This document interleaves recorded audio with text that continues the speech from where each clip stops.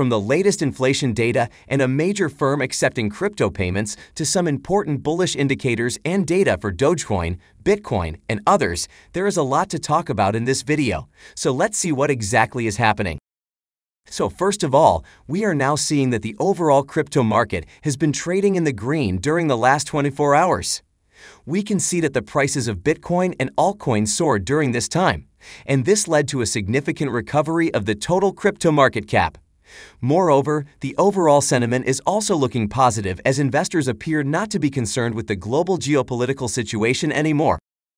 Now, it appears that the crypto market is going to trend much better this month because there are concerns that inflation is going to break records this month. In fact, we can see here that the U.S. inflation hit a 40-year high in February and the Fed is still buying bonds. Moreover, their balance sheet hit another record high last week at $8.9 trillion, more than doubling over the past 2 years. So seeing this data, it appears that the new Fed policy is to throw fuel on the inflationary fire and inflation is only going to increase here. Now, I made a video recently where I talked about the rising inflation and how the Fed is going to hike interest rates to counter it. We talked about how this Russian invasion of Ukraine is going to spread some uncertainty, and it is going to complicate the Fed's decision of interest rate hike in March and the following months. It was looking that the Fed will be raising the interest rates to counter this rising inflation. We also know that if it happened, then it would have been one of the worst things for cryptos. However, what we are seeing right now is that instead of hiking interest rates, the Fed is increasing its balance sheet. This means that instead of controlling inflation, the Fed is only increasing it by printing more and more money. So seeing this, it is now expected that the Fed may not hike rates this month, as it was expected. This is because increasing balance sheets and rising rates don't go side by side. So what it means is that the crypto market is going to flourish this month as there may not be any pressure of interest rate hike. This is good news for the crypto market, and since the market is already looking good, I think that it is going to make some massive moves in the coming weeks.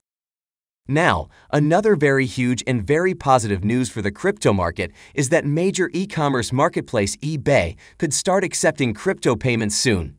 So as per its CEO Jamie Ianon, the firm has been looking to integrate crypto payment options for quite some time, and an official announcement could be made during the upcoming Investors' Day on March 10. So this is indeed massive news for cryptos, and we are now seeing that the rise in popularity and demand for cryptos has made several online platforms add crypto payments options. eBay, with its focus on capturing millennial and Gen Z customers, aims to do the same. And I think once eBay officially starts accepting crypto payments, then it will not only attract new investors, it will also be very bullish for the value of the overall market. Besides, I think Dogecoin is going to be one of those cryptos accepted by eBay. This is no exaggeration. In fact, we know that Doge has the lowest transaction fee compared to other cryptos. So not only merchants are going to prefer it, but customers will also favor it. Moreover, there are some huge projects coming up for Doge, which are going to reduce its transaction fee even lower, while increasing its transaction speed along the way. So the point is that I believe eBay is going to accept Doge along with other cryptos, and once it happens, not only Doge will get massive traction, its price will also explode in the long term. In any case, I'd like to remind you that this isn't financial advice and I'm not a financial advisor. So I'd suggest that you do proper research before investing anything into crypto. And with that being said, let's come to Dogecoin's current price movement. So Doge made a strong start to this month as it has gained some significant momentum during the last 24 hours. Now the most important thing to note here is that it is now pretty close to its 20-day simple moving average, and I think it is going to go above it pretty soon. So once Doge manages to make this move, we can expect another uptrend from it in the following trading sessions. Besides, factors like rising inflation, AMC acceptance of Doge payments, and eBay potentially accepting Doge are going to give a massive push to its price this month. All in all, things are going to get pretty exciting for Doge and its holders. And now, let's come to Bitcoin's price for a minute. So Bitcoin has made strong moves during the last 24 hours, and it has now reclaimed support around the 43K level after hovering around the 38K price region. The most important thing to note here is that Bitcoin is now trading above its 20-day simple and exponential moving averages. Similarly, the MACD level of Bitcoin has also turned bullish after its recent upward movement. So this means that some very crucial technical indicators have turned bullish, and I think that Bitcoin is now going to trend very positively during this month. Now, let's see some important data and updates for Bitcoin. So crypto analyst Tech Dev is saying that we have probably heard a lot about this Bitcoin fractal and thinks we may hear about it more. This is because we have followed it precisely for months since Bitcoin has been in a correction for a year. But the thing is that this current Bitcoin fractal, which we can see here on this chart, is implying a bullish continuation. There are two similar spots of two very different corrections here. So this is a pretty bullish move for Bitcoin, and Tech Dev is saying that although he still expects some continued sideways action, a real move up is on cards for Bitcoin. It is going to be something like completing the 2013 correction we have been stretching out for a year now. Meanwhile, crypto analyst Nicholas Merton is saying that Bitcoin's recent ability to withstand downward pressure and push back past the 40K level is a good sign. He is saying that as Bitcoin continues to print bullish higher low setups, its next stop could be to retest the 60K price level, which Bitcoin touched twice in the past year. And it looks like it is setting up for the trajectory to have a third reattempt. Merton also predicted that this third time may be the charm for Bitcoin, that we would eventually have the technical setup to be able to completely climb through and get a parabolic price for Bitcoin.